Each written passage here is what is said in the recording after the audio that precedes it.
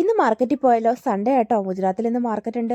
എന്നും മാർക്കറ്റ് ഉണ്ടെങ്കിൽ ഇന്ന് കുറച്ച് നല്ല അടിപൊളി ഫ്രഷ് മീൻ കിട്ടുമോ? ഞായറാഴ്ച മാർക്കറ്റിൻ്റെ അവസ്ഥ ഏതാണ്ടൊക്കെ ഇതൊക്കെ തന്നെ ആട്ടോ. ഇവിടെ നല്ല തിരക്ക് കാരണം ഇവിടെ മത്തിയുണ്ട്, അയലയുണ്ട്, മലയാളികളുടെ ഇടിയുണ്ട്. ഇവിടെ കൂടുതലും മലയാളികൾ വരുന്നത്. മത്തി നോക്കിയപ്പോൾ അടിപൊളി മത്തി, ഒമാനി മത്തിയാന്ന് പറഞ്ഞ് നല്ല ഫ്രഷ് ആയിരുന്നു കേട്ടോ. എന്നാൽ പോട്ടെ, 2 കിലോ ഒന്നുമില്ല കേട്ടോ, 1.5 കിലോ അയിലയും വാങ്ങിച്ചു കേട്ടോ. എന്തായാലും വന്നു. എന്നാൽ കുറച്ച് മീൻ വാങ്ങിച്ചിട്ട് പോകാമെന്ന് വിചാരിച്ചു.